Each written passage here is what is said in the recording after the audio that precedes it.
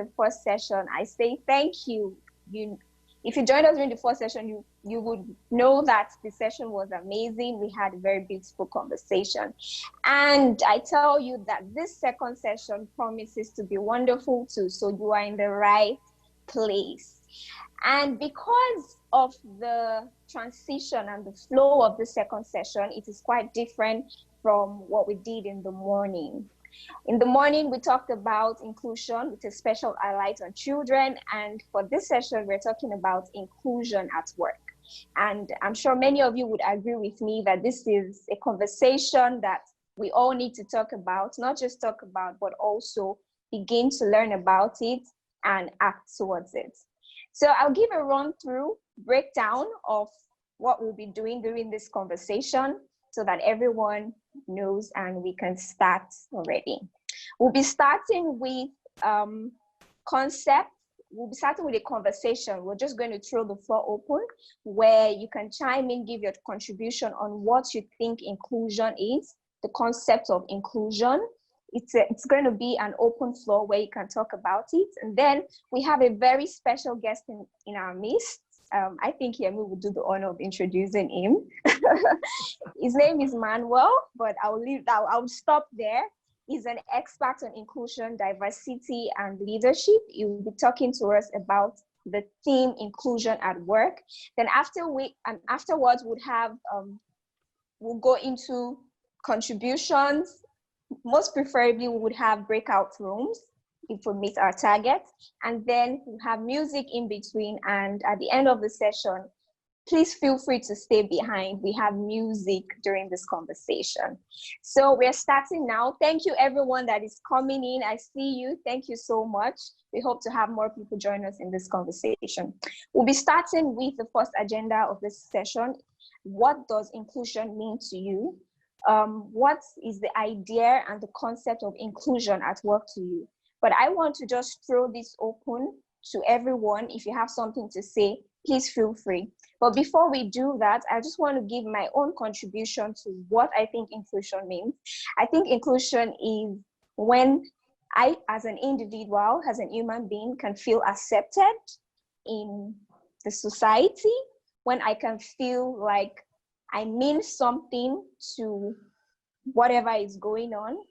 And when you look at it, I feel like inclusion is when I'm included even in decision-making process of whatever it is that I'm doing or what the community or what my family is doing as an individual. And we can see that from over time, some races, some gender have been kind of excluded from what everyone should have access to as individuals or as human beings. And I love the motto of the United Nations Sustainable Development Goals, which is leaving no one behind. I think that is what inclusion is, leaving no one behind in whatever we're doing as an organization, as a family, as a country, as a society, and even a community. So I think that's what inclusion means to me. And the floor is now open. If you have any idea or any thoughts on what you think inclusion is, please feel free to do that. Thank you. Awesome. Thank you very much, Anu. Hi, everyone. This is Yemi. I'm not really sharing any thoughts. I just wanted to shout out. So thank you so much for joining us. Good to see you, Nanu. Great to see you. Great to see you as well. Adria, welcome. And Vanessa, welcome. We like to warm up our vocal cords, if you like. So this is a free space. We do have an expert with us who will speak shortly. But let's just get some stuff out there. So if anybody wants to share, as Anu has said, as you all know, we're having this conversation in the spirit of Black Lives Matter. So last month we focused on racism, and right now we broadened it out to just talk about inclusion, which obviously includes race, but it also includes gender. It includes sexual orientation. It includes religious belief. It's pretty complex, and in this specific conversation we're focusing on inclusion at work. So if you have any thoughts, questions, stories, if we can be concise so that the mic goes around, just throw something out there. You'll get another chance to speak. So who wants to just throw something out there, anything at all? I don't want to put anyone on the spot, but I do see some people with great experience here. Adjoa, I'm not looking at you, just saying that. Fine. Did you want to come in? Start. Sorry, but I saw somebody had a hand up. Yeah, no, go ahead, please. Okay. So, I mean, thank you for this. It's lovely to see this conversation. I feel very similar conversations are happening in many other places around the world. So thanks for taking the initiative, Yemi, to organize one here as well. I would say that, inclusion is feeling that your voice is heard when decisions are being made, very much like Anu said. So even if it's not your voice directly, that there are people with your same lived experiences that are making the decisions that affect you in the companies where you work. So I think for me, that's what I would say inclusion is. Yeah. Love it. Thank you. Okay. Anybody else want to chime in?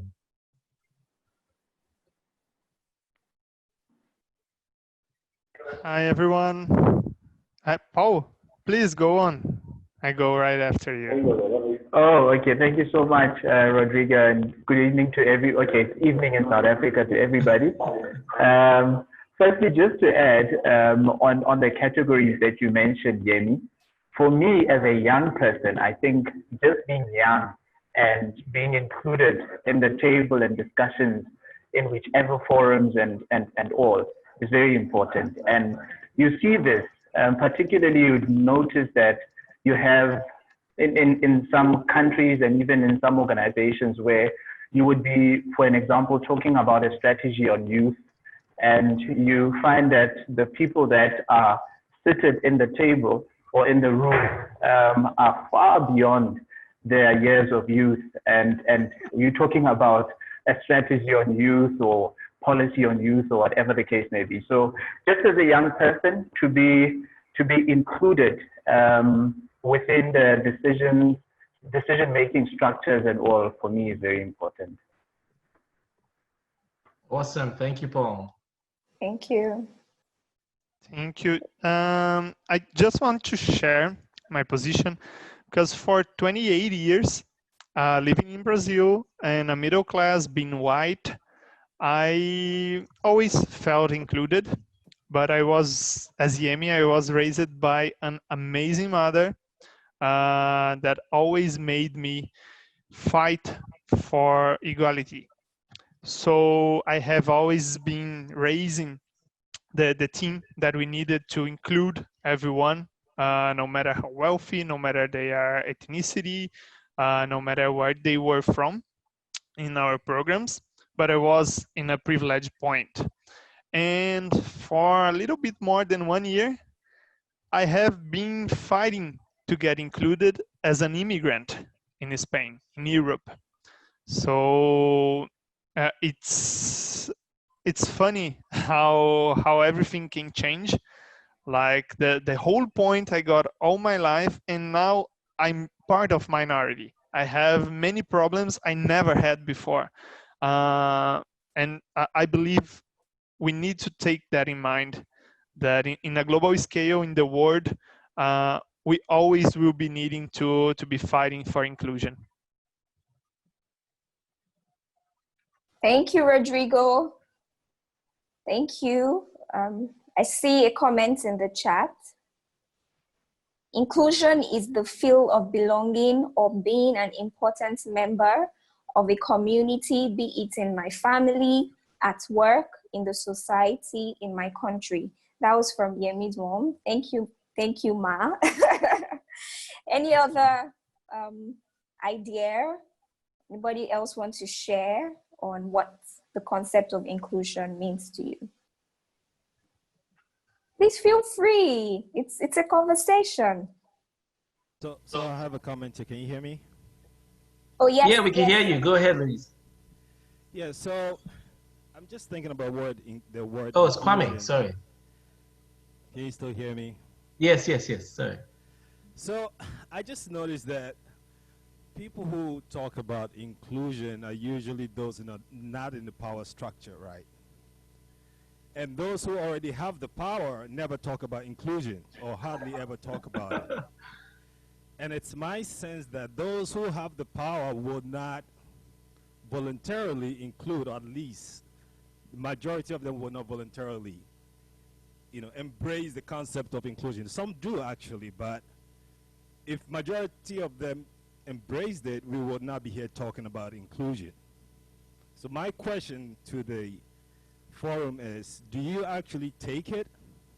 You fight for it? Because I think just merely asking for it will not achieve the result. So then it's not a matter of what is inclusion, but how do you get included? What does it take? You can look at many organizations, you can look at countries like South Africa, where the power structure is concentrated in very few, but there's not economic inclusion. There's not political inclusion. So I think the conversation has to be a little deeper. How do you achieve it? Because it's not going to be voluntarily given. Does that make sense? So that's my comment. Awesome, awesome. Thank you. Is there anybody else? Yes, I want to add something. My name is Luis. I'm speaking from Brazil. And for me, inclusion is about someone. It's like if I want to go to the theater, or if I want to go to study, or if I want to go to work, or if I want to go to the streets, inclusion means that I can access all these places. I can be where I want to be. And also it's related to my ability to develop my full potential. I mean, I have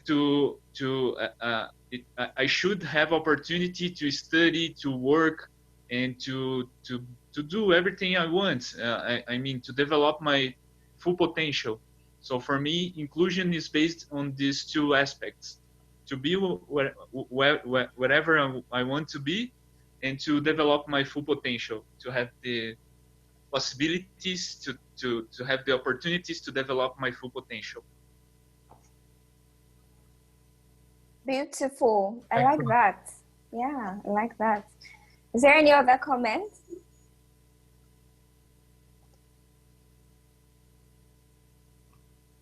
Okay, I'm going through the chats in case someone left. Okay, Ayodeji left a chat. It says inclusion basically means equity, transparency, and fairness.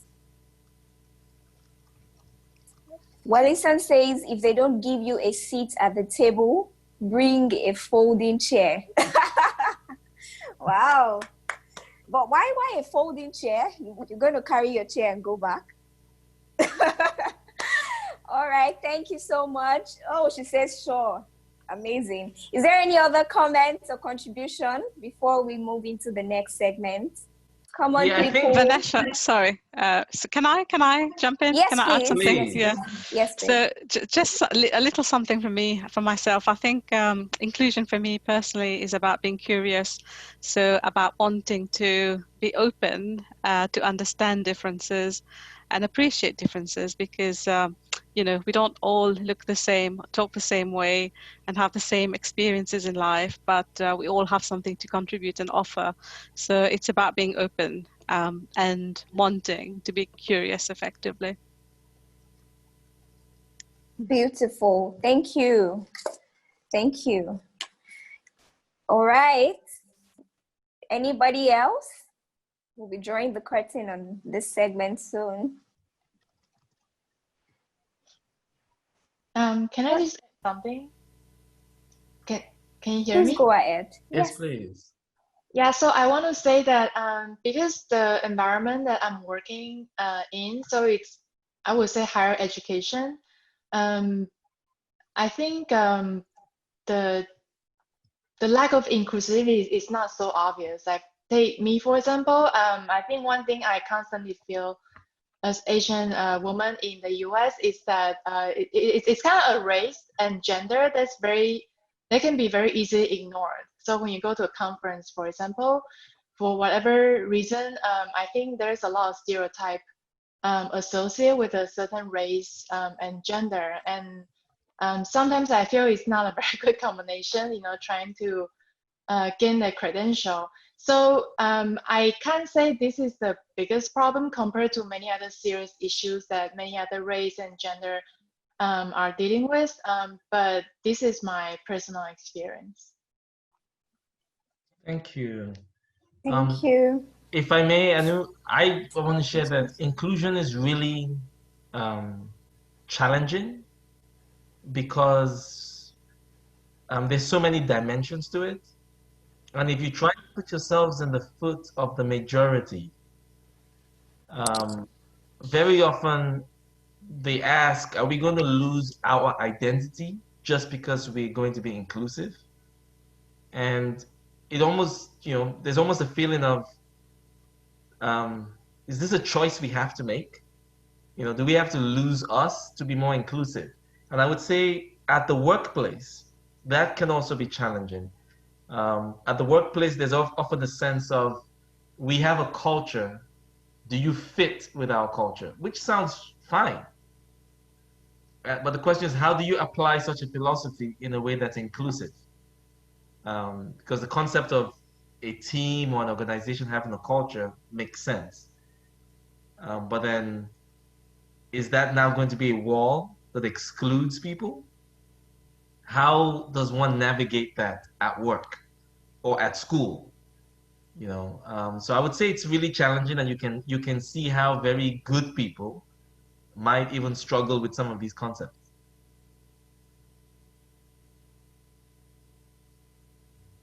Thank you, Yemi. All right, so we are moving on to the next segment of this beautiful conversation.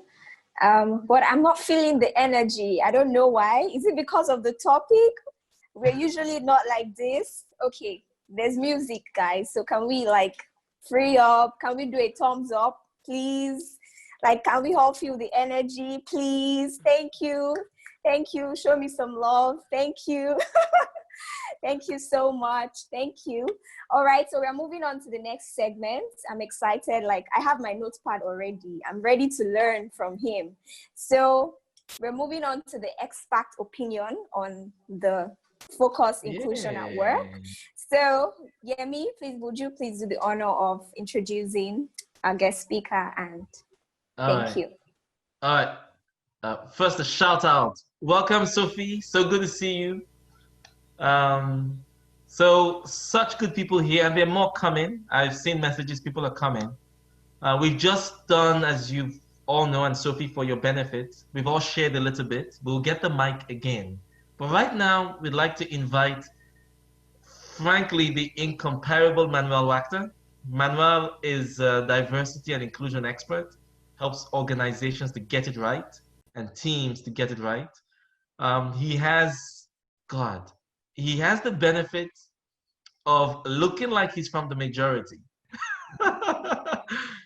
And his name sounds like he's from the majority, but he's actually from a minority. And he's been, because of his eclectic background, which I guess we don't have time here to talk about his background, he's actually managed to be the minority in so many different environments. I wonder if Manuel, I don't think he plans to speak to that. But I think this also helps him to be the real professional that he is. Manuel is a friend. He's a colleague, a former colleague, but he's someone who I trust, who can handle sensitive issues with the seriousness they deserve, but also the empathy that comes along with it. And with the little bit I've told you about his background, you know that he's lived almost everything he shares. He's actually lived it. So Manuel, wonderful that you could join us. I'm so grateful that everyone gets to hear from you in terms of expertise, but also the wit and the wisdom that always shines through when you speak. So let's make the most of it. Let's give Manuel a UPG welcome. Thank you. Thank you very much. Thank you so much, Yemi, Anu, for creating this space and dedicating time to this really important conversation. Thank you, Kwame, for the music. This is really setting the right vibe for this conversation. Thank you for taking this topic seriously. I loved hearing your definitions of inclusion, and I sort of took a couple of notes. Anu, I liked, inclusion is leaving no one behind. I think, that's a very sort of powerful one and easy to connect with. I really liked when Moronike said that inclusion is the feeling of belonging, because those are two very important and similar ideas, and I'd love to talk about those two some more. I like that Kwame talked about who really wants it and who can make it happen. And that also connects with Willie Sane's comment about bring your own folding chair if they're not including you, right? I like that Rodrigo reminding us that it's contextual. We can feel, included in one place but not the other, which gives us a very special perspective, right, on identifying those barriers to inclusion. So I'm very grateful for your contributions, Rodrigo. I like that Luis brought up the access, that inclusion is when we're given room for developing our full potential. I like that Vanessa emphasized the openness and appreciation for differences. And I also really liked when Yemi introduced this idea that we often default to thinking about inclusion as a zero-sum game. If some people stand to win, maybe some others tend to lose something. And that creates the resistance and the defensiveness that very often sort of slows down the progress of inclusion. So to me, to define these words, I don't know if you ever heard from a speaker called Verna Myers. Verna is a diversity speaker. She's the current director of inclusion at Netflix. She's famous for her TED Talks on the topic. And she's famous for this line where she says, diversity is being invited to the party, but inclusion is being asked to dance. Do we see the difference? And I think there's a lot there that we can understand and relate to.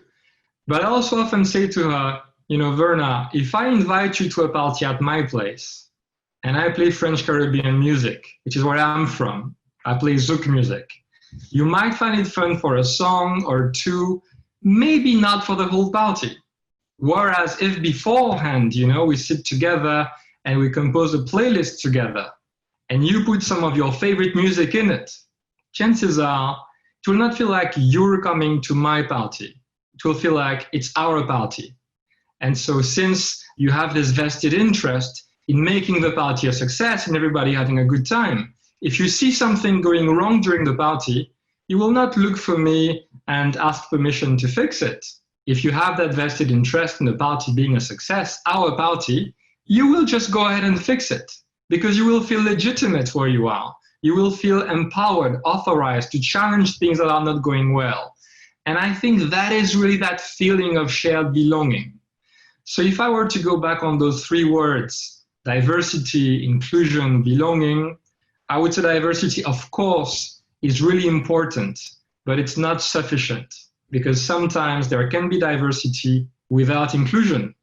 That's tokenism, right? Inclusion is a deliberate strategy to go beyond diversity and squarely into belonging, which is this shared sensation that we have of being one team, being together, and where we each have the psychological safety to offer new things, new ideas, and constructively challenge each other because we know that we'll be assuming positive intent and we'll be open to learning from each other and to growing together. So inclusion should really be a gateway towards this shared sense of belonging in society, but especially at work, because we have all sorts of research studies showing us that when there is this shared sense of belonging, people can feel well, feel good, but perform at their best. There is a real business case and a real organizational case to it. For those of you who like, stats and references, McKinsey releases a report every couple of years on the business case to diversity and inclusion. And so this year's edition came out during lockdown. Few people noticed it. It's called Diversity Wins. You can look it up, Diversity Wins, McKinsey 2020.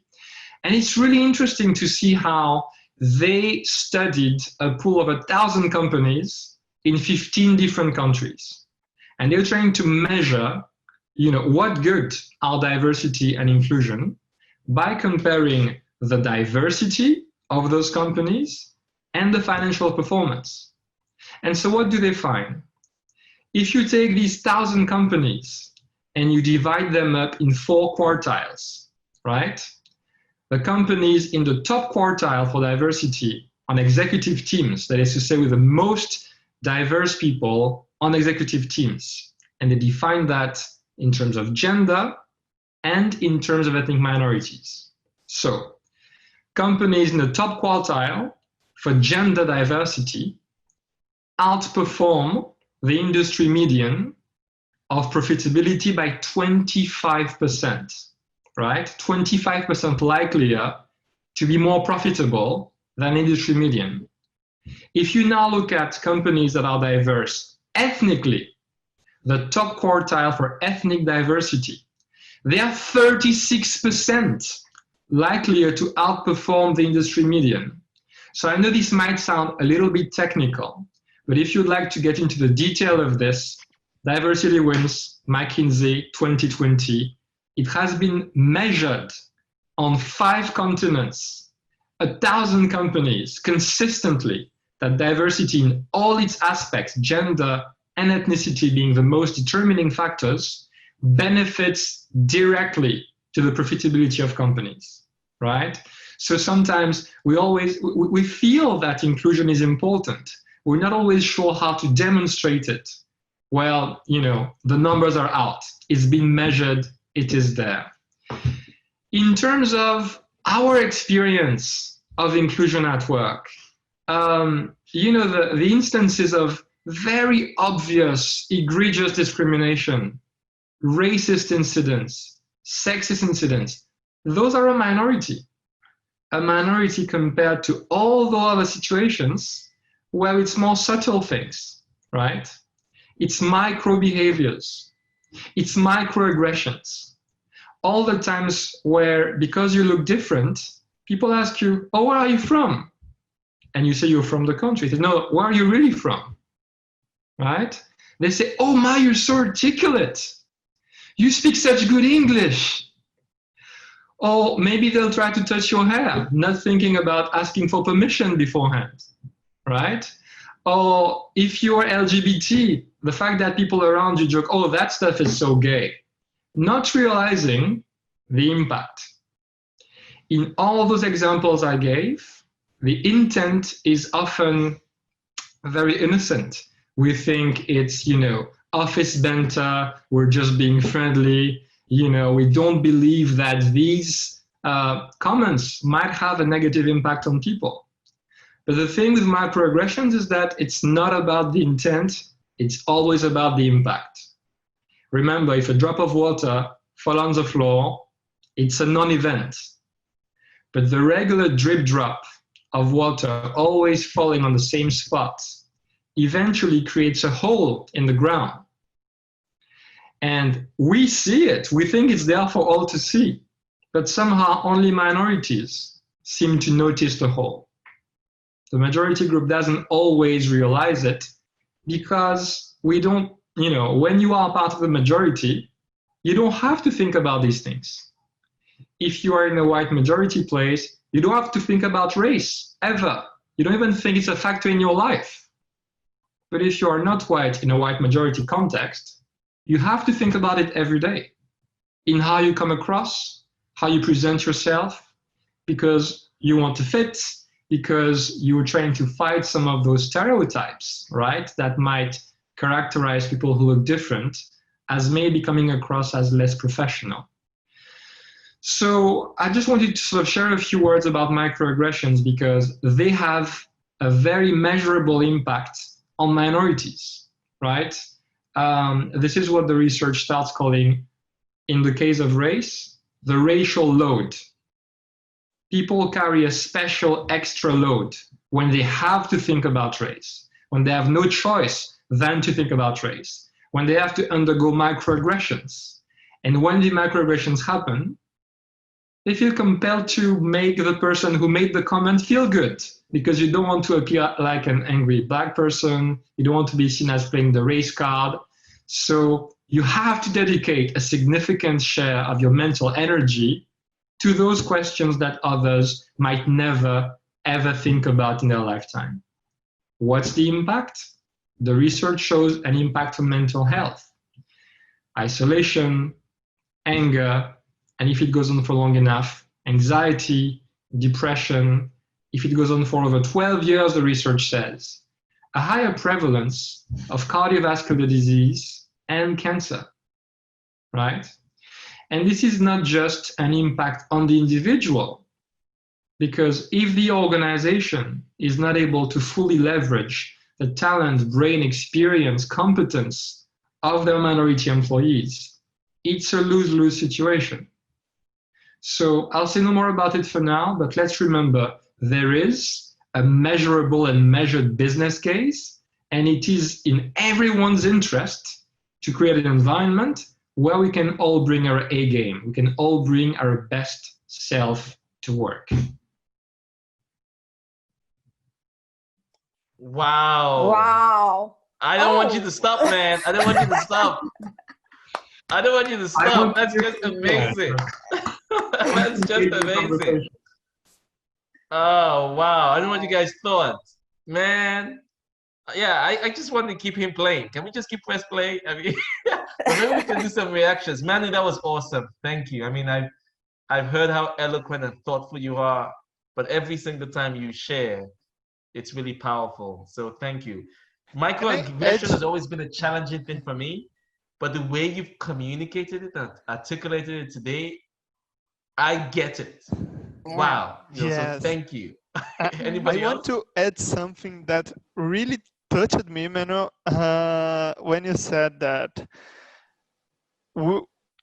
as minorities, you need to think how you're going to act. That when you are majority, you don't have to. And that happens for especially me and my wife here in Spain, around police. I never in my life had to think about how should I act near the police. And here I had to do it at every moment just because I'm Latin. And oh, for sure, we always hear, I always had black friends, and I know about this issue, but I never felt this in my skin before coming to Europe. And man, that's heavy, really, really heavy.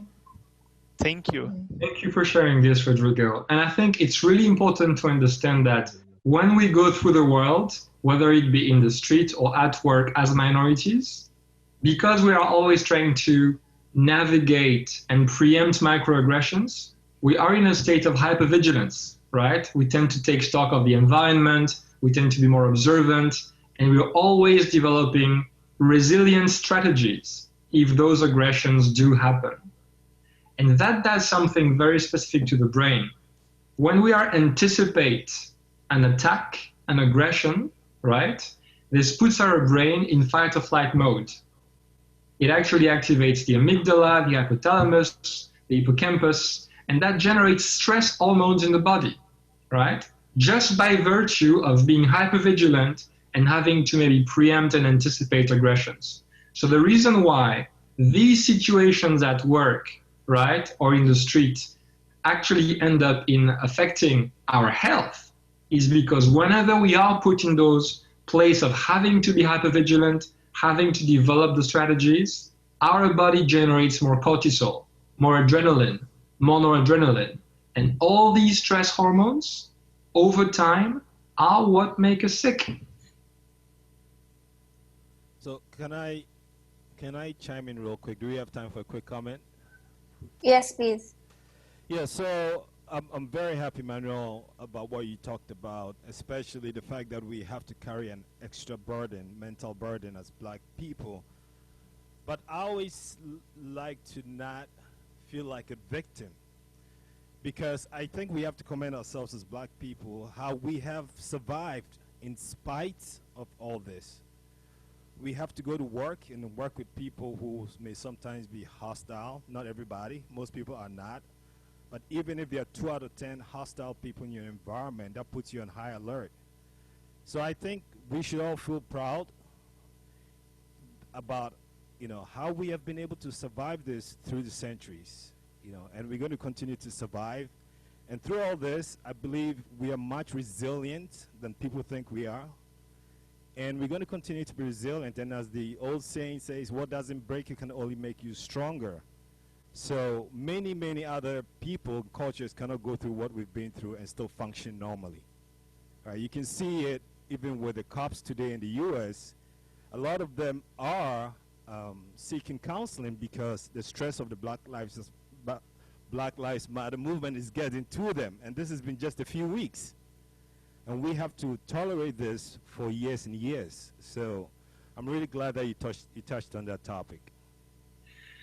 Thanks a lot for saying that, Kwame. And these are topics I think about a lot because, you know, I'm a descendant of African slaves taken to the Caribbean. And I think a lot about transgenerational trauma, epigenetics, how that whole background of our ancestors having been slaves can affect us and how that might show up at work. And I think the first thing we can control is to really realize that we're not broken. We're not the ones, you know, having an issue. There is something systemic, right? So really understanding that we're not broken is the first step. But second, the question is, okay, what do we do now, right? And I think people who are in positions of minorities have a real duty of self-care, mental self-care and physical self-care, precisely because we have this added stress, these added chemicals, these added stress hormones that affect us mentally and physically. So once we've said that, at work, we need to advocate for changes that are both cultural and structural, right? So in terms of cultural changes, we need to make sure that, you know, our leaders play their roles of role models. You know, organizations are hierarchical very often, which means that the visible leaders at the top are in a position to influence the whole culture if they model the right behaviors. So we need our leaders to do their jobs and model inclusion. We need to make sure that people of all stripes can find mentors, can find sponsors. We need to make sure we have safe spaces to discuss these questions. That is why more and more organizations create employee resource groups. They sometimes call them affinity groups or staff networks, but where we can share these experiences and share the best practices, share the best resilience strategies. But ultimately, as you said very well, remember that we've been thriving in spite of all of that. So believing in our potential, even if we're not validated every day, remembering that we have this resilience in us that can let us achieve anything.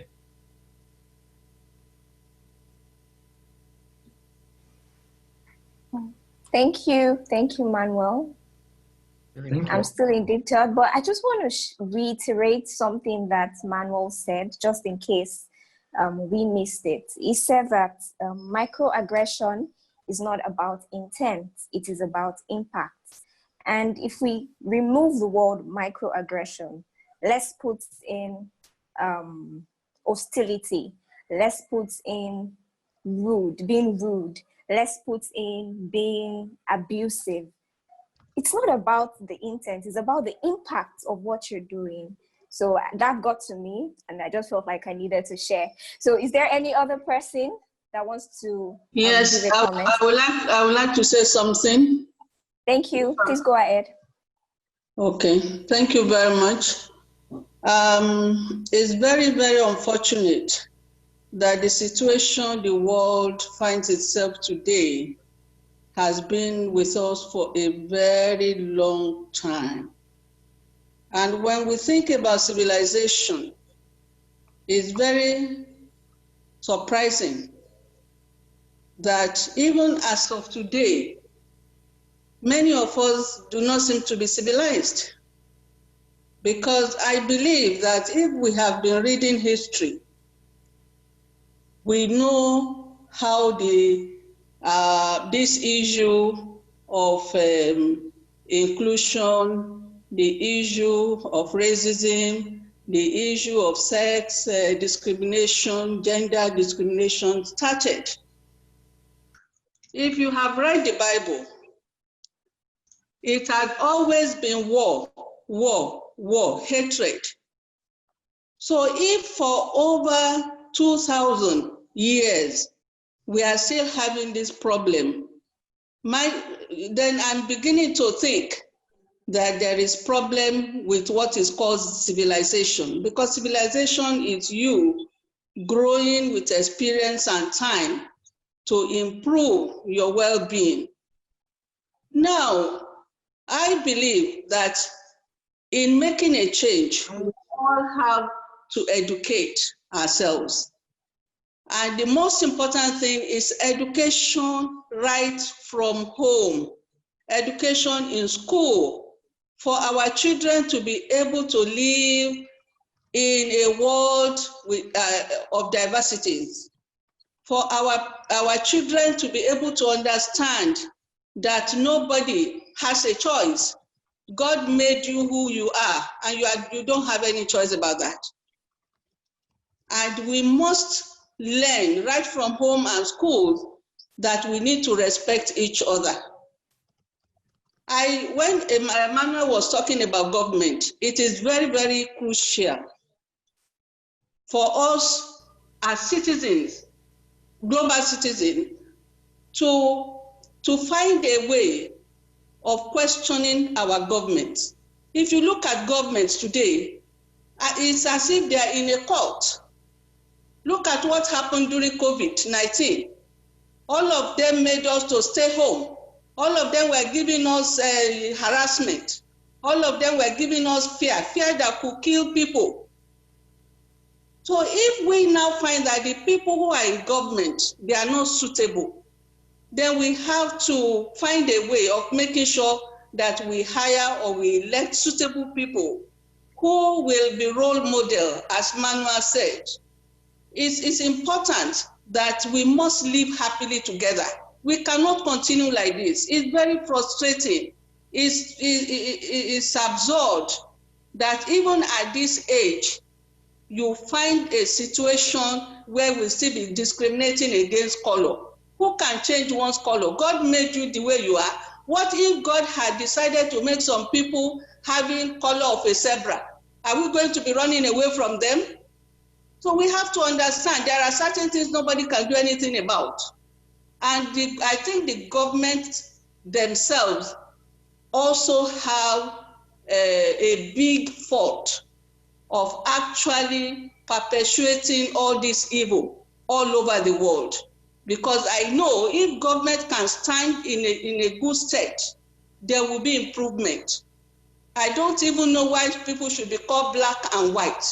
I cannot find somebody who is as with clear complexion like yourself, but because he or she comes from Africa or comes from somewhere else, you say the person is black. For me, it's important that we create room for education. Let us begin to educate our children right from home, at school, at workplace. There should be no discrimination whatsoever. Let us enjoy the little time we have together. After all, we are born and we are going to die. Why can't we just be happy for that little time we have together? That's my point. Thank you, Ma. Thank you so much. Okay, all right. Is there any other comments? Thank you. Sorry, I would like to agree with what she said. I'm Ayodeji, by the way. So welcome, Ayodeji. It makes a whole lot of sense. Education. Thank you. From Nigeria, by the way. So it makes a whole lot of sense what Mama Moreni can. These things start from home. I mean, if you start to make your children understand, okay, this is how the world is. Try to make it better. You're better than this. Yes, at this moment you're on the on what seems like the losing side, but it's not actually a losing side because we created the segregation, which should not have happened in the first place. So if you start to make people understand that this is what the problem is, starting to get it could start from getting little opinions from people. I mean, a project is going on, for example, and you have a staff at the least position of the cadre. And then when decisions are being made and when things are being spoken about, he doesn't even have the opportunity to say what he feels. because he's not even included in that conversation. So that's how little you can get, and it can get so large as to being the racial intent, the sexism and gender discrimination and all of that. So we basically need to start from teaching ourselves from home as much as possible, making ourselves understand this is what it is, how do we get it better, and basically getting more people to speak up, because I feel a lot of people are taking a lot in and they're not being as expressive and driven as they can be to make the change that they want to make. So that's what I have to say. Thank you. Awesome, thank you. If I may just also build on these comments. I love the fact that with what Manuel said, he was also very specific about the toll that it takes on those who are not included. The kind of, chemicals in your body, the health toll, that's quite shocking actually. Manuel was also very specific about some of the practical things we could do at the workplace, and I'm sure these things also apply in society at large. The whole idea of affinity groups or things like this, the whole idea of pushing for change, and it makes it make sense that we should all be pushing for change, whether you are included or not included. It shouldn't just be those who are excluded pushing, because if we all care and we can see the kind of impact this is having, we should all be pushing. So the one question that really comes to mind when I think about these things put together is there's some more obviously excluded groups. So race, gender, sexual orientation. And, they're in our face now because historically they've done a great job of mobilizing. Good on them. But I'm wondering, maybe for Manuel, in your research and your work, are there any more kind of specific examples of excluded groups that maybe we don't often realize? And the only one that really comes to my mind right now would be introverts. Introverts at the workplace have a raw deal. If your manager isn't tuned in, you could have hell at work, but how much more beyond your team? So I would say introverts is maybe one group, and I wonder if that comes up in your research and in your work. And are there other groups like this that we should all be looking out for? That it's not necessarily race or gender or sexual orientation. That's a great question, Amy. So legally, if I talk about the UK where I'm based, the Equality Act that governs equality at work recognizes 9 protected characteristics. So there is age, gender identity, ability, but also socioeconomic background. And more, there are calls to add dimension on neurodiversity. That is to say, different sort of being on the spectrum of autism, for example. We know that autistic people tend to face a barrier at the interview stage, but for some positions, because of their attention to detail, they can actually outperform a lot of the tests. So it is a much wider conversation. But Jamie, if I may share a very short story, which I think might tie nicely into what Mama Moronike was saying when she was giving us the long view on how long these things have been going on, how becoming aware of it with the education might help. And then I'd add how we can go from the awareness to the processes to make sure that things stick over the long term. So I'll tell you a short story about orchestras and the way symphony orchestras have gradually increased the proportion of female musicians.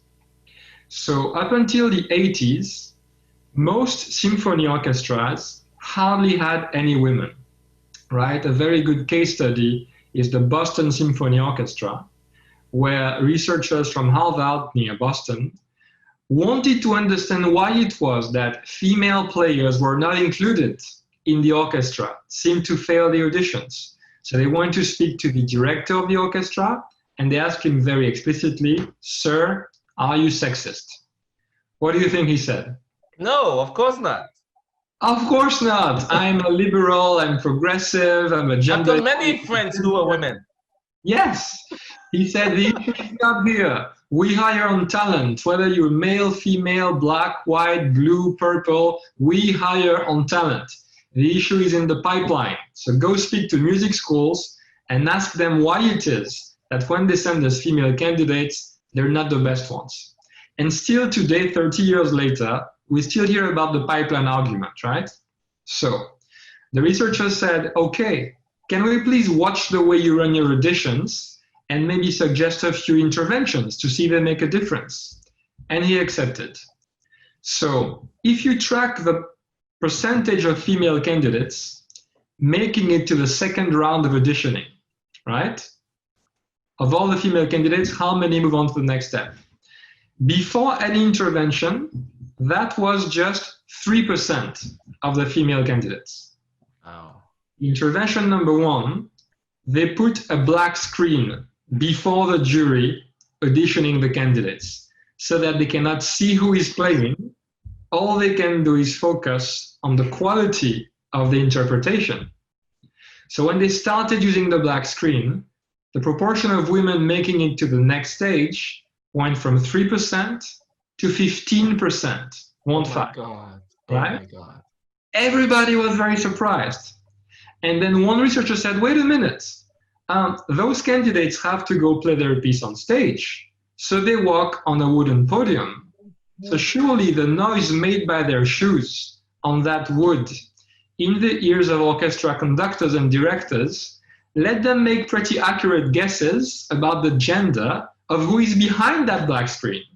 So second intervention, everybody had to audition barefoot, walking on a thick rug, and then the proportion of female candidates making it to the second round jumped to 35%. Oh my God. So I could tell you about this for a long, long time, but what's really interesting was the interviews with the orchestra director afterwards.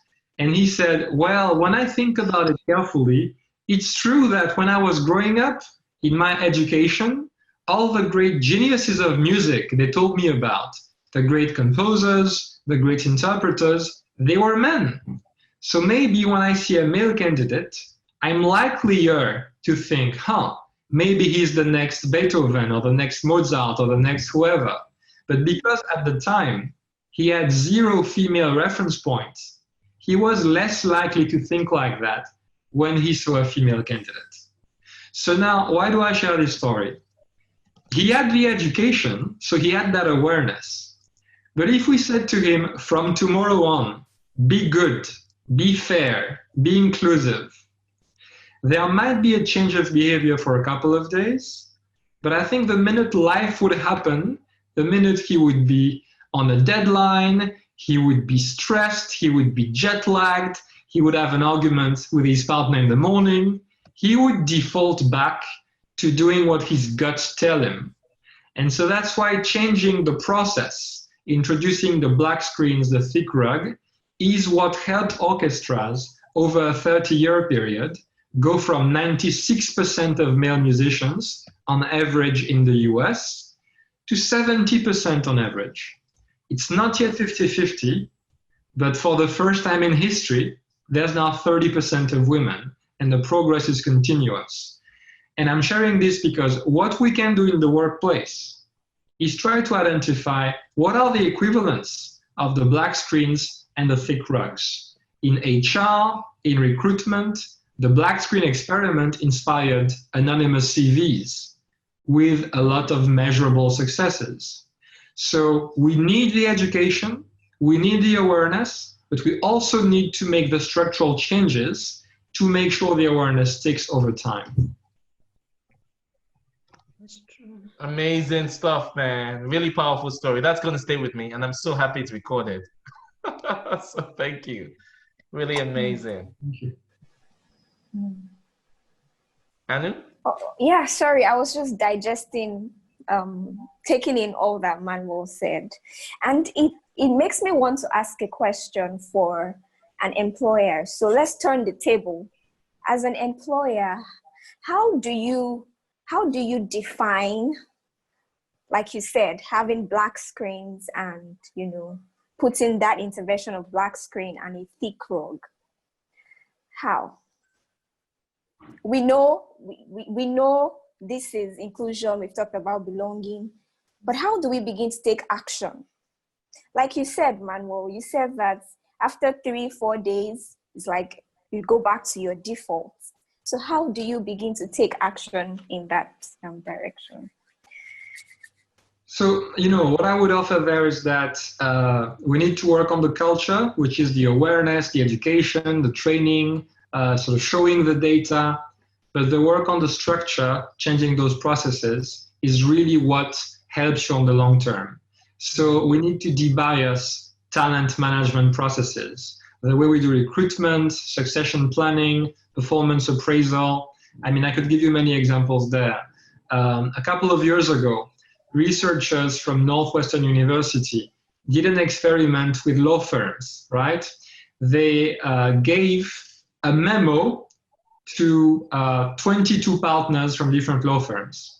And they said it was written by a junior lawyer called Thomas Meyer. So half of those partners were told that Thomas Meyer was black, and the other half were told that Thomas Meyer was white. All those who think that Thomas Meyer was black found 15 errors, gave him a score of 3.2 out of 5, and the most common comments were, needs a lot of work, I can't believe this guy went to NYU. Now, the partners who thought Thomas Meyer was white, they did not find 15 errors, they found on average 10 errors, and the most common comments were, has potential and good analytical skills. So I'm sharing this story to say it has to be throughout the employee life cycle, not just at hiring, not just at promotion planning, who you send to training, but also performance appraisal.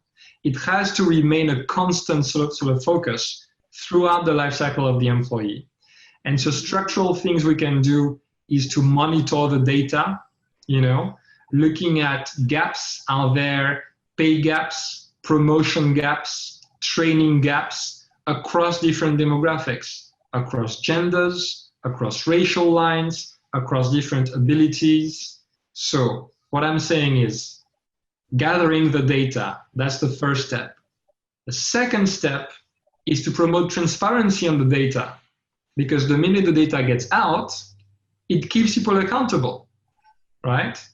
So I'd say a combination of transparency, having the data, publishing it, because transparency brings public accountability. That's the combination that's going to give us more inclusion in a sustainable way in the workplace. Thank you. Thank you so much. Everyone, can you guess what the time is? Like, we are... I can't believe this. Oh my God. This conversation is very, very interesting and pretty intense. And we still have people joining us. So we have 2 people just filing now. What I would suggest is, can we crave your indulgence and go 30 more minutes than planned? If that's okay. I would also suggest, I know you asked for like a short musical break. Yes, yes. Like a minute or 90 or 2 minutes. Is that okay? 2 minutes? So don't go anywhere.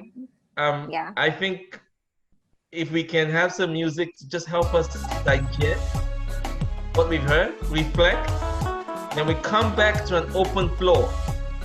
So we can share, we can ask questions, right? Don't go anywhere. We're staying right here. My video is staying on.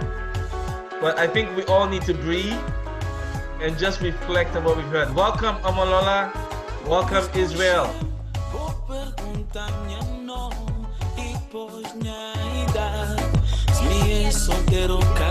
As you can see, Manuel, our DJ Kwame listens to hints. I like that. Thank you. I appreciate the Zoom. Agora vou querer saber se tempo, pamba ma meus pais sair, botar o sol, querer fazer jantar pra mim. Agora vou querer saber se poder ficar. Dormir mais bom, nunca sentimento. Botar o som, vou querer fazer amor, mami. Oh, menininha tentada, mas ela é tão bonita. Oh, menininha tentada.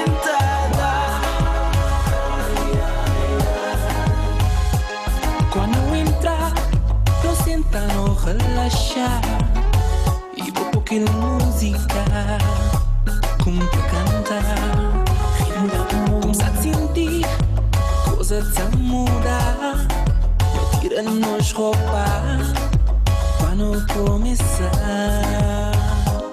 Agora vou começar a beijar, sentir boas mãos, te acariciar, que querer parar, que sorrir. O corpo tá falando, mami. Agora vou querer saber se poder ficar. Uma boa, nunca sentimento. Dava o som, vou querer fazer amor, mami. Oh, menininha tentada, mas é tão bonita. Oh, menininha tentada.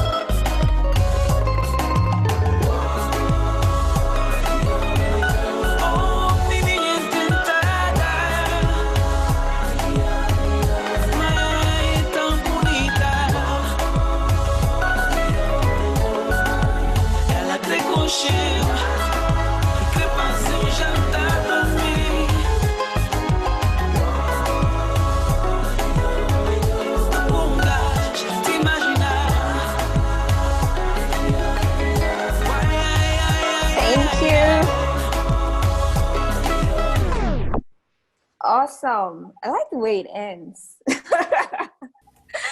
All right, thank you everybody.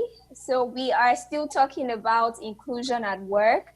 And I must say that the conversation has been amazing so far. The comments, contributions has been amazing. So now the floor is open for anyone who has something to say based on what we've been talking about. And if you're just coming in, welcome. We're talking about inclusion at work. We've had a very powerful engagement from Manuel. He has given us a very broad perspective on the topic. So welcome to this conversation. And please feel free to leave your comments and contribution. Yeah, welcome. Thank you. Omolola, welcome back. Israel, welcome back. So if you want to share anything, don't feel the need to connect to what has been said. Okay, so if you missed it and you want to share something, please go ahead. And for those who've been here throughout, I hope you've been able to digest some of what we heard. I've been in this space, you know, if you like, as a layperson for some time. And yeah, I've just been learning so much, both from Manu and also from what people are sharing. For example, what Rodrigo shared about his own experiences. Really powerful. So please, anything you want to share or just any question you want to ask, you know, the answer may be here. And if not, hey, we'll defer to some other time. Anybody?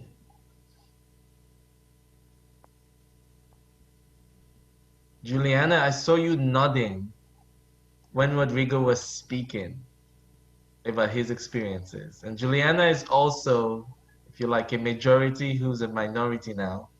So I wonder if that's why you were nodding. I saw you nodding empathetically while Rodrigo spoke. Well, yeah. First, because also from Brazil, and I related to the privileged position. So I never saw myself being a minority, except for the fact that it's not that safe being a woman in Brazil. But I never realized that was a problem. I thought it was like normal to think like that, you know. The time that I was going out, if it was safe, the place, the companies always go with a guy. I never realized it was a problem till I live in Europe, and I saw that women here are more free to be women. And also when I came here, I from the perspective of the immigrant, it's also you see, you are being treated different. And in Brazil, like, we are a very diverse country, but we are all Brazilians. We share this identity. And here, I live in France now, so people put you in a different, they treat you different. So that's why I was like totally relating to the experience Rodrigo was sharing, that the feel that you belong. I never felt that I didn't belong, and here I felt that all the time. So yeah. I mean, it's sad. The words "welcome to the club" kind of, percolate my brain while Rodrigo was speaking. As I think it was whether it's Kwame or my mom, or who was it talking about how, or maybe it was even Anu, how people now are saying they're tired of all the inclusion talk, when minorities have been dealing with this for hundreds of years. It was Kwame. It was Kwame, yes. So yeah, the minorities are all saying welcome to the club, right? It's like, we've been dealing with this. It doesn't make it any more pleasant. I have to say, I do relate. I remember was it last year? Maybe over a year ago. I was back home in Lagos, and I was with my brother. My mom said she was ill, but she picked something up from the pharmacy. And so it was really late, like 11 p.m. So things were closing. Pharmacy was obviously just about to close. We got there just in time. And I remember walking to the pharmacy, and I don't really know how to tell this story. You need to be in my head. I'm walking to a pharmacy, it's about to close. My mind was doing things, my body was doing things. And when I looked up, the guard at the pharmacy opened the door, big smile, and welcomed. And that shook me. And in that instant, I realized I had been conditioned. If I'm going to an establishment late at night, I know I'm an African, right? And I live in Europe. I know they're judging me to decide if I'm a threat or if anything. So I was preparing to show I am not a threat. I didn't expect to be embraced coming to the pharmacy, like, oh, welcome. And so I thought, hey, what's going on? And oh yeah, oh my God, yeah, I'm in Lagos. Oh, okay. Yeah, I'm not a threat here. I don't need to posture that I'm I don't need to signal nothing. And I don't think I had time to share this with my family that night, but it did shake me. And it just reminds me of the privilege, and I feel really blessed and lucky that I grew up in my own country. So the way Rodrigo and Juliana have spoken, I grew up not feeling like there's anything wrong with me. I was just me, right? We were all the same. And even if we had any foreigners, we just called them foreigners, right? So I grew up enjoying that. Yes, of course, later in life I traveled and I got exposed the same way Rodrigo, Juliana are exposed now. I then had to condition myself to survive.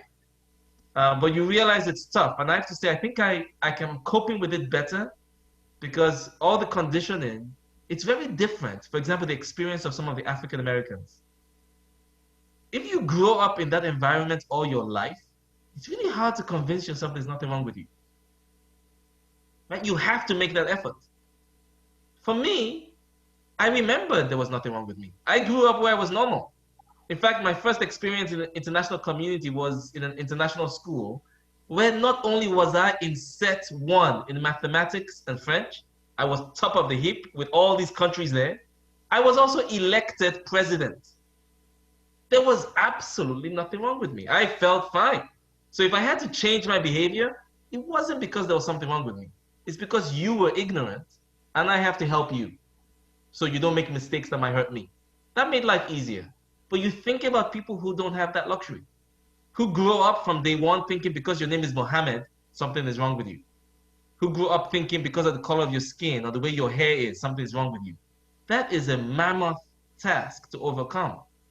Kwame, you look like you want to share something, brother. Yeah. So what I keep thinking about again is how do we move the needle? Frankly, and I'll be pretty blunt, I am almost tired of the talking. And I want, what I keep thinking about is how do we move things forward? How do we make the change? How do we get into action? Right? Because again, I don't believe that it will be voluntarily given, that inclusivity, right? So Yeah. in thinking about solutions, do we keep asking or do we do something within our community to make that inevitable, the inclusion? Or do we do both? And that's a question I'm not sure I have the full answer, but my bias is towards us doing things that are accretive to our empowerment within ourselves. I agree. Directing our resources in a way that helps our community. I made this comment in the last session. Why spend your money on goods and services that don't help your community? I know in some cases we don't have the power to do that. If I have to use T-Mobile versus Verizon, I don't really have many choices. But I have the choice to go to a black-owned bank in the U.S. because there are 40 black-owned banks in the U.S. with several branches around. There's certain things that you have the flexibility to do. But because of our conditioning, a lot of us don't think like that.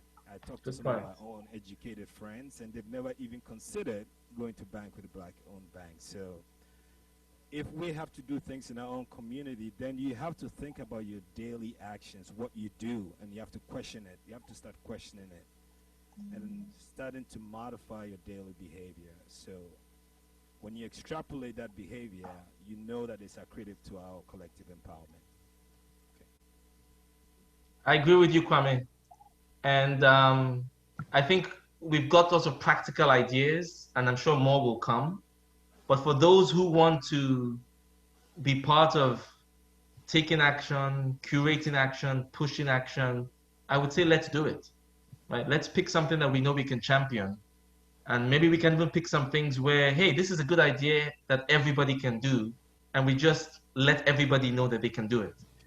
But action has to be part of the solution. There is no waiting for this to happen. As Kwame said, people don't just give it to you. In many ways, they are also hoping that you do something. One of the things that also really you hear commonly, I'm no expert like Manu, but you hear commonly when you ask people about, hey, is there any racism in your institution? Very often they say, oh, nobody's complained, right?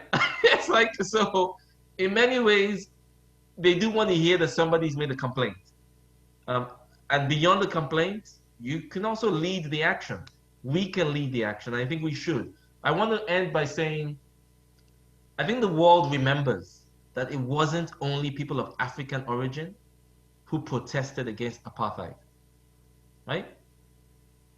There's people from different races, walks of life that protested against apartheid. So it's not up to the oppressed alone. As Martin Luther King said, injustice anywhere is a threat to justice everywhere. So to the extent that you are knowledgeable, sensitized, aware, and you care, then it is upon all of us to push for a more inclusive world. And we can start at home, we can start in our communities, we can start in our workplaces. And there are many practical things that Manu has shared, others have shared, that we can champion. And if we want to pick something small within UPG to champion, Anu has shared some links of how you can continue the conversation. Let's go there, right? Let's go there. And even if it's just a coalition of 5 people at first, all good ideas start like that, right? So I say let's be part of action. So thank you for pushing that question, Kwame. And there are people who are not here today who I'm sure would want to participate. I have an assignment for Manuel. Uh-oh. Sorry, Manu, in advance. My mom is really good at giving homework. Taking notes. Yes. I just want to digress a bit. Even in a family that they come from the same place, they are in a, they see this sort of discrimination. A brother may say, oh, I don't like my sister. And even when you go outside home, you are in a community, you still have some sort of discrimination. Some people will say, oh, this is from this tribe. Oh, that is from this ethnic group. So my problem, what I'm thinking now, what I would like you to research into, does it have something to do with one, attitude development right from home, or any generic issue? Because you mean genetic? Do you mean genetic, mommy? Yeah, sorry, genetic issue, Okay. Because what you do at home is what you will do outside. If you don't like your brother that is so close to you because he talks somehow, or he's aggressive, or your sister is so aggressive, the same thing you are going to carry outside the house. Let us find out whether basically, even in our biological setup, there is problem, or the kind of attitude development, because this is going to relate to outsiders.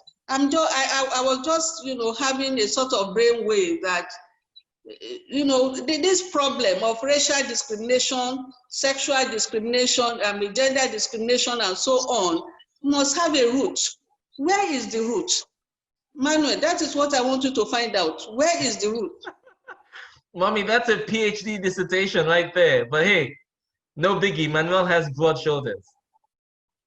Mama, thank you for the question. Yemi, do we have 2 minutes for a quick sort of perspective on this? Yeah, I'm not even looking at Anu, so yeah, please go ahead. Now, I think it's a really important question. And it's important to remember that even if this is 2020, the brains we have now are very old brains. They evolved to be what they are about 150,000 years ago. So even if we live in modern societies, we still have the brains of hunter-gatherers. And so what do I mean by that? If we try to imagine how our ancestors lived 150,000 years ago, it was an environment where we had to sort of go hunt for the food and share a living environment with wild animals and rival tribes. So the primary function of the brain was danger, to detect danger and figure out a way to stay safe. Yeah. So I'm saying that because right now we have the exact same brain. We don't consciously think about it, but unconsciously all the time, the brain asks itself, am I safe here? Can I trust this person? If we don't pay attention, we could die, right? So that's why it's a constant thing that the unconscious brain is sort of looking for in the environment. And so the danger for our ancestors was not just, the lions and tigers. It was other tribes. Because when people from other tribes would make contact with us, it was not because they were tourists. It was not because they were exchange students or they were bringing the word of God. When other tribes came towards us, they usually wanted to take something that we had. Take the land, take the food, take the wives. And so our old brain, over the past 150,000 years, learned that when someone from another tribe comes towards us, they might have hostile intentions. So we need to watch out. And we need to check if we're still safe. if we can trust them. So today, the world changed a little bit. We don't live in tribes the same way as we would back in the day, but we have the same brains. And so that's why instinctively, the first reaction is to ask, oh, this person that I don't know, this group that I don't know, this language I don't understand, these people and their customs I don't understand. Can I trust them? Am I safe around them? And then we sort of make up all sorts of theories to try to rationalize this very irrational emotion that we don't know if we can trust people different from us. And so if we never name this, we never tame it. If we just trust our guts to drive us to say, oh, I don't know them, so I'm not going to associate with them, this manifests itself in discrimination in the workplace, in wars, in conflicts between opposing groups. And I'll say one last thing, Mama. When I train organizations about this, when I do it in London or Paris or wherever, people say, oh, but it's 2020. We don't live in tribes anymore. And I say to them, let's test it. So I say, can everybody please take pen and paper and ask them to write the names of their 5 best friends in the world.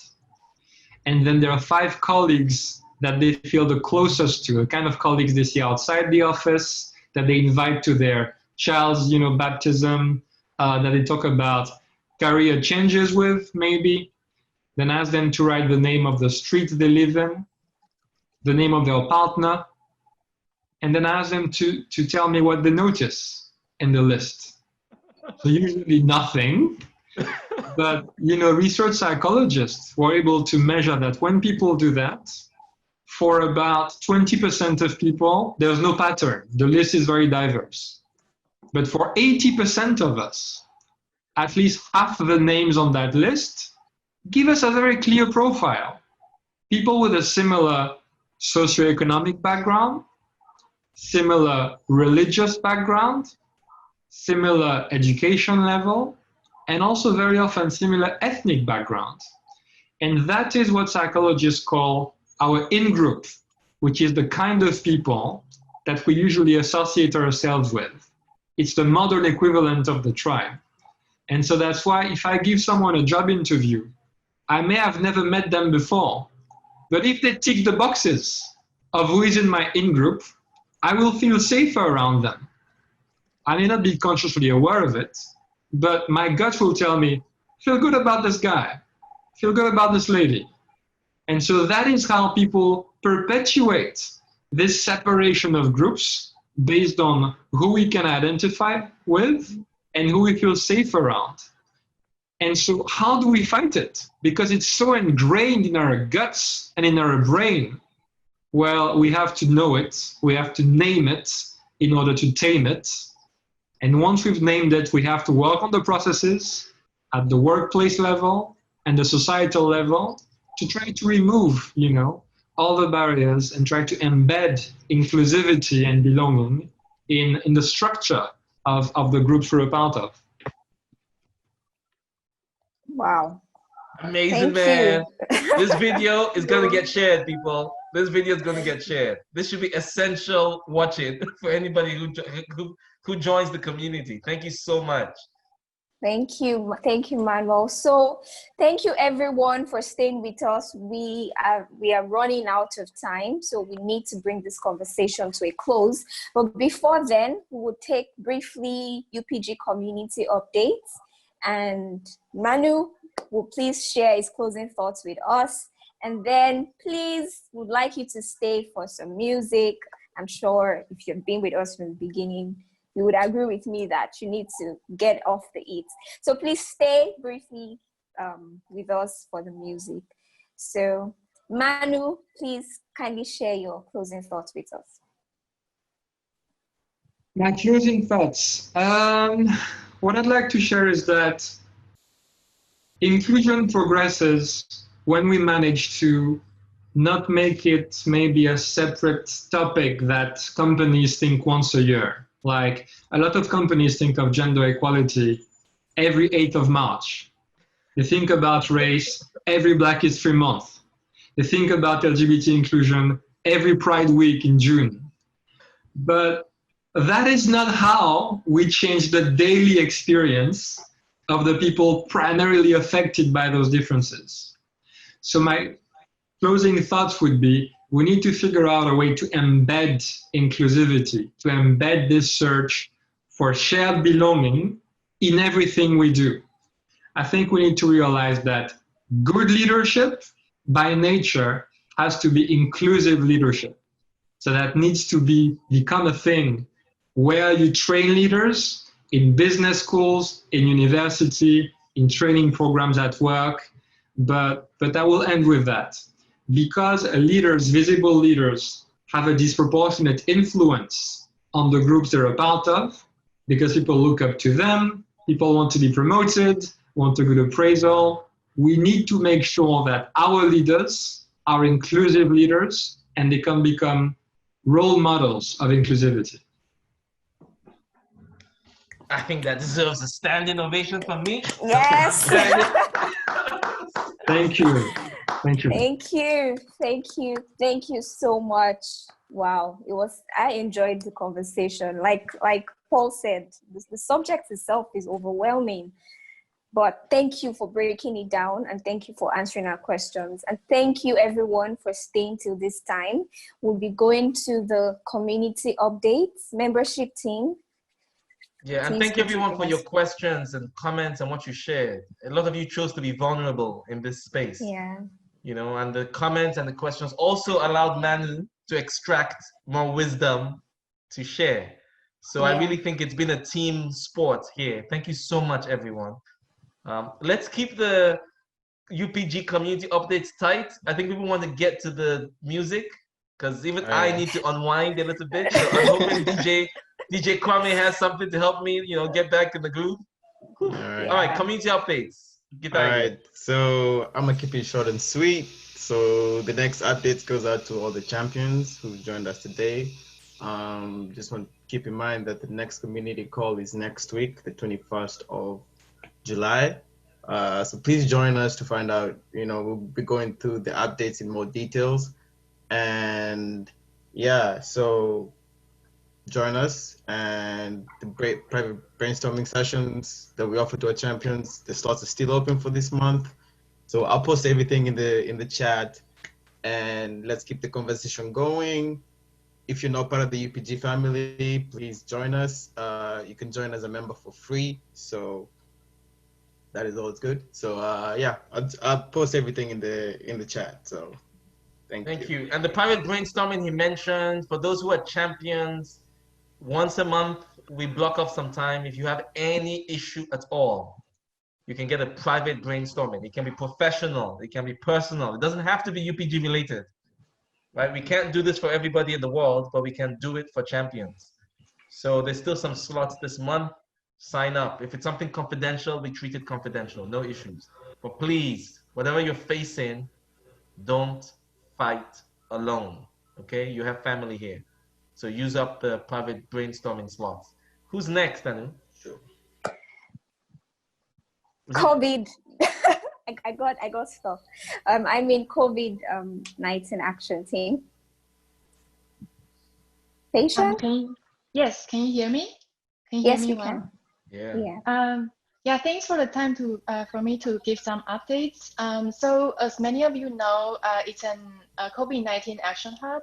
It's an initiative started by UPG to specifically address the challenges that arise because of pandemic. And like the overall mission of UPG, our mission is really to support good ideas and good actions, no matter how small they are. And we do this by a number of ways. I feel like since I joined, we've been all working very hard to make this happen. So we do this by building networks that connects action takers, experts, philanthropists, volunteers. We also hold brainstorming sessions with action takers to help them achieve their goals.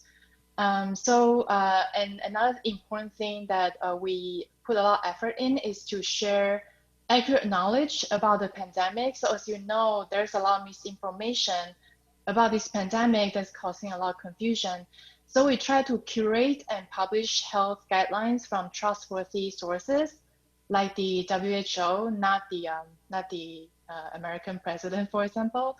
And we also produce our own scientific content related to pandemic that discuss health and socioeconomic issues. For example, we produce blog posts, we produce updated news of the week, and we also organize a webinar series called Shape Ideas. So far, we aim to produce and publish these blog posts and updated news every week. We aim to have webinars, one webinar per month. And for feature actions, we feature inspiring stories on the website to encourage people to do the same and to help increase their visibility. So far we have 15 feature actions so far on the website, with 3 in the pipeline, and we're aiming for 20 per month. So I want to encourage you, if you know anyone or yourself, you are taking actions to help others during this difficult time, please reach out to us and check out our website. If you want to contribute, I will be very happy to talk to you. Thank you. Thank you. Thank you. Now we move on to Rodrigo. You're the one standing between us and music, man. No pressure. Yeah. So first of all, thank you for the amazing talk. In the morning session, we got 20 more minutes. Now we have 35. Thank you, Manuel. That's amazing. I want to share with you our new initiative. Most of you here already know about it. It's Goodwill Vows. Goodwill Vows is a platform that enables people and organizations all over the world to make donations, to vow donations to a cause or to an organization they care about, they champion for. And the idea is that you can go there, make a public vow that you don't have to donate right now. It can have a conditional event, so you can say that if you get the job you want, if a project you are working on goes well, if you, I don't know, if you marry with the person you want to in this year before the pandemic, you can make a donation to organization or a cause you support. And this donation doesn't go through UPG. We are just the champions of the truth, of the validity of this vow. You pay directly to them, but we will register that and we will share your goodwill. So you can check on the vows page. We have some vows already made. You can check that for accessing the website, you need the password right now. It's Share the Love, because we are on the beta version. So we are collecting feedbacks also. Please, if you can share with us anything that you think that will make the website even more amazing, please let us know. And we have a special giveaway for today that we had in the morning session. You can see the NGOs we love page that consists with some of the biggest and greatest NGOs in the world and some of the NGOs that already have some vows in our website and we believe in their work. So for making a vow today on the 17th of July, you can nominate the NGO or the organization you want to, and we will share them in the NGO we love. So for any NGO you make your vows today, it will be featured at this page with us. Amazing. That was an executive decision that I learned about earlier today. Thank you for your generosity, Rodrigo. Yes, so please feel free to check out the website so you can get to showcase the NGOs you love. All right, thank you everyone for staying with us. Wow, thank you so much. It's a family that can stay this long. So we are family, we are one. So thank you for staying with us. This conversation was really amazing. It was insightful, it was enlightening. I'm glad that we are having this conversation. So we're bringing this conversation to a close, but I want to say that if you're not a member of UPG or a champion of UPG, please feel free to join us. If you have a desire to make the world a better place, if you think that your idea is crazy, like Yemi will say, it's not. Bring it to us, and we're here to support you. So please join us. We're glad to have you. Thank you, everyone, for staying from the beginning. Some of us were even here before we started, so thank you. We're bringing this conversation to a close, but we have music, so please feel free to stay, enjoy the music, and see you next time. See you next month on the program. The date is August 21st, 2020. And you can RSVP. Yes. If I may, because I hear Kwame itching with his finger to go with the music. I can see him. Thank you from me. Thank you to everyone. Special thank you to Manu. I said earlier, thank you everyone for sharing here. On what Rodrigo shared, you can actually make a vow. So please do go. Ayodeji, you already RSVP. That's my man. Thank you. Please do go in and make a vow. Right? Making vows is something we all do. It's basically like a promise you've made to yourself. We typically keep it private. There must be something you can make a vow on. All right? And while you're there, as Rodrigo asked and Anu repeated, give us some feedback. I want to underscore that this conversation we've just had today makes us privileged. Remember what I said about there was nothing wrong with me? And I had to change myself because the other person didn't have enough knowledge? All right. We now have more knowledge than most. We have a responsibility to do something with that. So as Kwame has pushed for, we will continue to curate spaces where action can come to life. Come check it out. Maybe you have an idea for something we can do. You might be the one we're waiting for. But if you don't, come hang out there and say you're ready for action. Maybe it will come from Kwame. Maybe it will come from, I think it was it Mickey or someone who suggested, why doesn't Manuel do training sessions? I think that could be a powerful idea, you know? Maybe we can design a project around that, get it funded so that we can pay for Manu's time, and make it happen. We know it will make the world a better place. But we are privileged now because we have more knowledge than others. Let's use that responsibility to make the world a better place. Thank you so much. And I can't wait to get my groove again with some of the music coming. I think we have about 10 minutes coming up. Thank you everyone. Group hug from here, from Lagos, Nigeria. And from Geneva in Switzerland. Oh, big hug. No, it's e-distance and hug. We can't give a physical. Thank you everyone. Thank you, Manuel. Thank you. All right, so we'll continue until DJ Kwame calls it off, right? About 10 minutes? Yep. DJ, all over to you. Thank you so much, everyone. Please stand.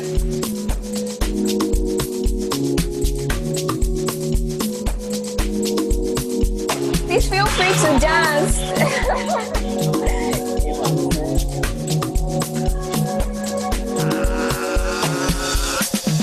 Girl, have you been to China? We all know that Anu is dancing right now, right? She switched off the camera, but everybody knows she's dancing. No, Yemi. It's okay, enjoy. I can't believe you take me. Since you're taking, I'm gonna take you from your taker. Call me Undertaker. See me later to collect the wallet. Girl, I was searching till I found you. And when I found you, I swore that I won't search no more. Girl, I was searching till I found you. And when I found you, I swore that I won't search no more. Sala, sala, gentleman. Oh, big, my belly. Sala, sala, gentleman. Oh, and picky, my belly. Sala, sala. Standards and lazy, standards and lazy, oh, standards and lazy, oh, sexy girl. But you come through me, set the door. Put it up on me, flexy girl. Anything you want, I got you, girl. You know you remember deep down, you know you really want me, girl. You wanna get amnesia as soon as I feature, yeah. I'm picky, gawe na uzokushada mina, uzokwenza umama weka. Girl, I was searching till I found you, and when I found you, I saw that I won't search no more. I was searching till I found you, and when I found you, I saw that I won't search no more.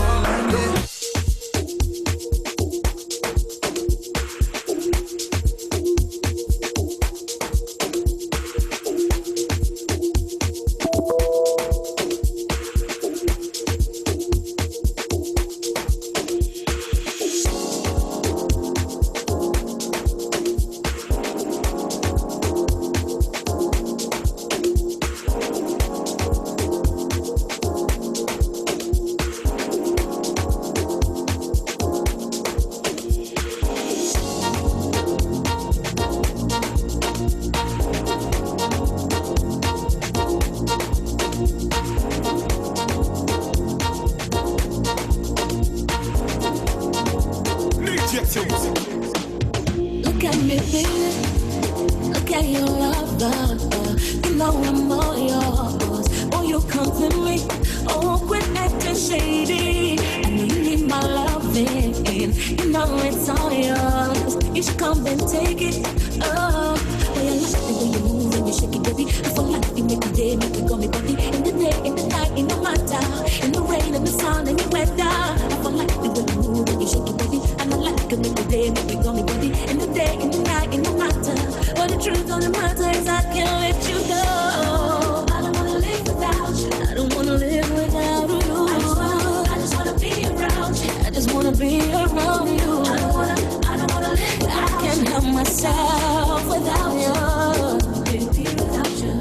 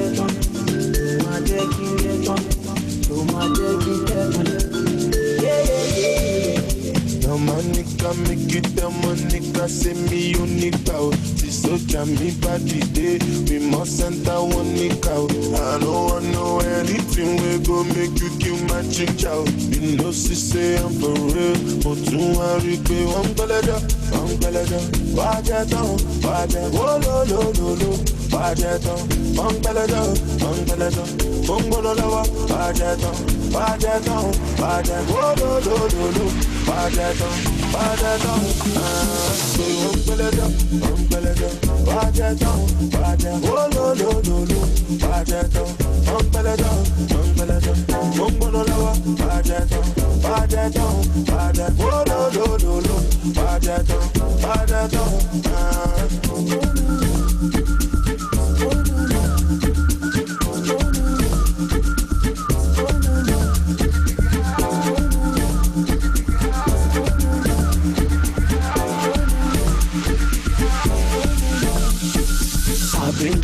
And making missions around the world. Now I am certain I don't want any other girl. You are one in a million. Me la cual you vibe. Let's have some children. Go look up, go with you. Oh no no no no. Oh no no no no. Oh no pull us up, go with you. Oh no no no no. Oh no no no no.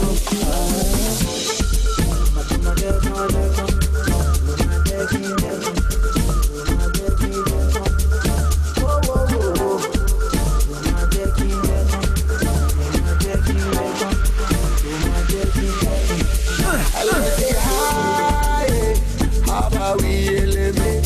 Your body make me lose it. Man, put away and cruising. I don't wanna lie. I get hard to today. Now I would tell my bussy. Change the color out Tuesday. Una really Sandalagini. Imalini. Shabella Lamborghini. Una really Sandalagini. Imalini. Shabella Lamborghini.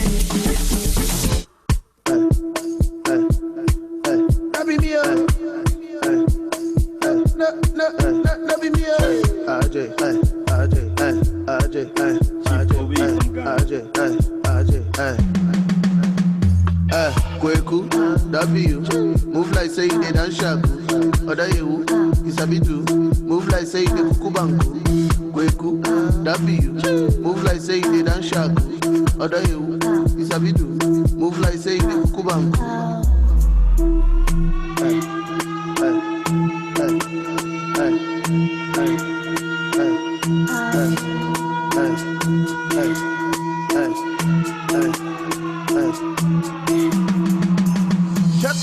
Ghana girls then get big yash. I buy Benz and I pay in cash. She like the gold and I like silver.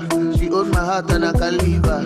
Ghana girls then get big yash. I buy Benz and I pay in cash. She like the gold and I like silver. She own my heart and I can leave her. Kweku, that be you. Move like say you did and shaku. Oda you, Isabitu. Move like say you did kukubanku. Kweku, that be you. Move like say you did and shaku. Oda you, Isabitu. Move like say you did kukubanku. And I'm if I was away, wait, Nina goes on me lundu, wait, and I'm if I was away, wait, Nina goes on me lundu, wait.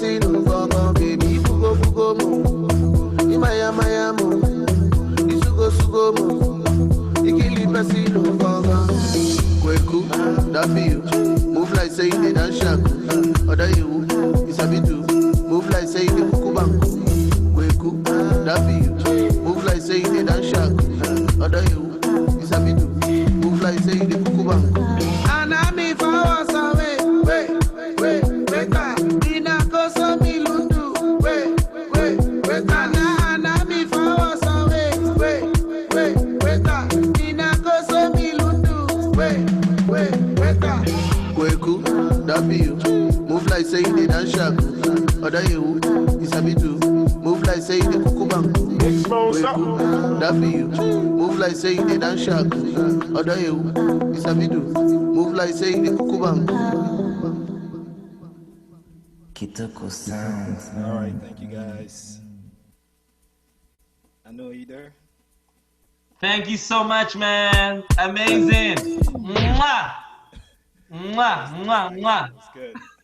So Yemi, you were back there dancing now with you. We loved it very much, looks brother. like Juliana was doing the same thing. I see. I get paid to dance, so I just didn't want to give you guys a free show. You get paid to dance. So that's just a joke. Next month. No. Next time, But thank you, Kwame. I think I heard some South African songs. Yeah, I heard some South African songs. I love that. Thank you so much. I like the South African vibe, man. It's great. That's beautiful. Kwame, please, That's beautiful. book your schedule, man. We want you back next month, please, man. Hey, Please, no problem, please. no problem, man. Yemi, your brother, man. Anything for you.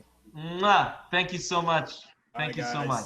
Great, guys. Enjoy your evenings and the rest of the week. Great. Thank you, everybody. And have a great Thank weekend. you, Koam. Really enjoy it. Bye. Bye.